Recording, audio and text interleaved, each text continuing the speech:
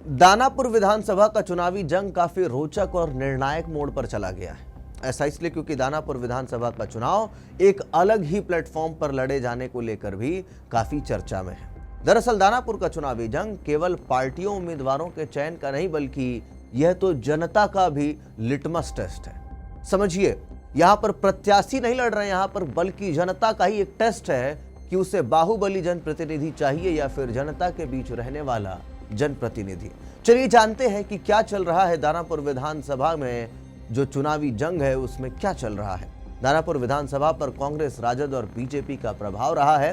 प्रारंभ से ही अगर बात करें तो बीजेपी और कांग्रेस 5-5 बार दानापुर से चुनाव जीत चुकी है और अब की बार चुनावी मैदान में एक तरफ रीतलाल यादव है तो वहीं दूसरी ओर पूर्व में केंद्रीय राज्य मंत्री रहे रामकृपाल यादव। रामकृपाल यादव जो है वो अमूमन लोकसभा से अपनी सीट को मजबूत करते हैं, लेकिन अब की बार हार गए थे वो राजद की मीसा भारती से और उसके बाद उनको अब की बार दानापुर के विधानसभा क्षेत्र से टिकट दिया गया है।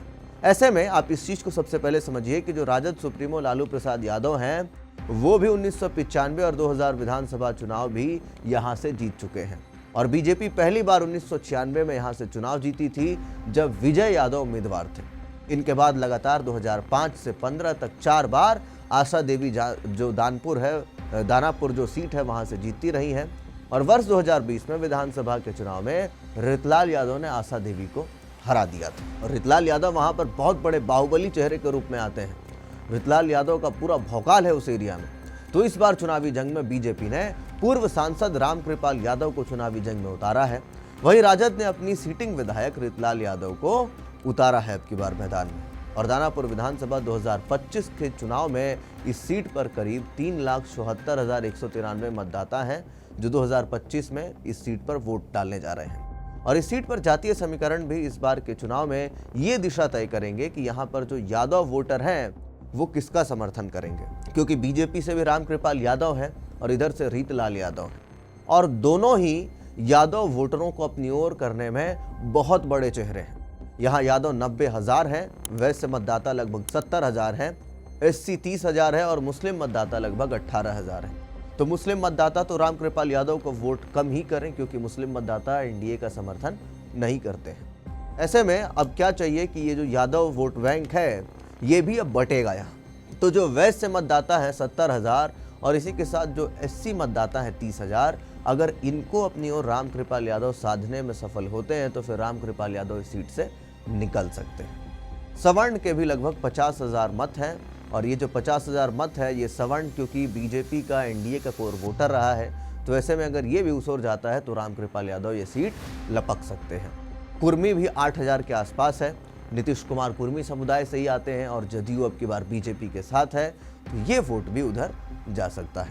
इसके अलावा भी कई छोटी छोटी जातीय चुनाव को भी प्रभावित जो है वो कर रही हैं जातियां छोटी छोटी और मौजूदा समय में चुनावी टक्कर बीजेपी के रामकृपाल यादव और आरजेडी के रीतलाल यादव में है। राजद के आधार वोट बैंक मुस्लिम और यादव के हैं।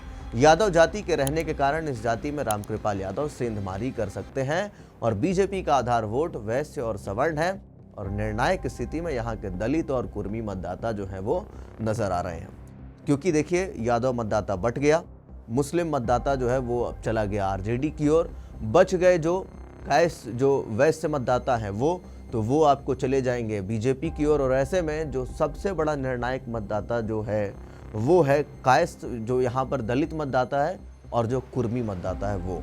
तो इस चीज़ को समझिए कि ये जो एक बड़ा फैक्टर जो है वो भीतरघात का भी यहाँ पर है क्योंकि रामकृपाल यादव को टिकट मिलने से स्थानीय नेता में काफ़ी बेचैनी है और आशा देवी को लेकर के जब बदलाव की बात आई तो बीजेपी ने स्थानीय स्तर पर कई नेताओं में चुनावी स्किल विकसित करने की कोशिश भी की थी, पर पूर्व सांसद रामकृपाल यादव को उतारने के बाद इन नेताओं में थोड़ी नाराजगी भी थी। पर डैमेज कंट्रोल के तहत अमित शाह का एक्शन में आना लाभकारी भी हो सकता है क्योंकि अमित शाह यहाँ पर आए थे और भीतरघात का मसला तो है वो राजद उम्मीदवार रीतलाल यादव के साथ भी है क्योंकि भीतरघात का मसला जो है वो दोनों ही पार्टियों में साफ साफ नजर आ रहा है और ऐसे में जो भी भीतरघात फैक्टर को सुलझा लेगा वो यहाँ से आसानी से जीत जाएगा। मगर लड़ाई यहाँ पर दिलचस्प है और अब की बार जो है दोनों ही चेहरे बहुत बड़े हैं। रीतलाल यादव बाहुबली है और रामकृपाल यादव जनप्रतिनिधि क्योंकि वो जनता के बीच में अमूमन दिखते हैं, नजर आते हैं तो ऐसे में जनता क्या सोच रही है दानापुर सीट को लेकर के ज़रूर बताएं। आप कमेंट करके लिखें कि अब की बार वोट जो है वो किसको जाएगा। धन्यवाद।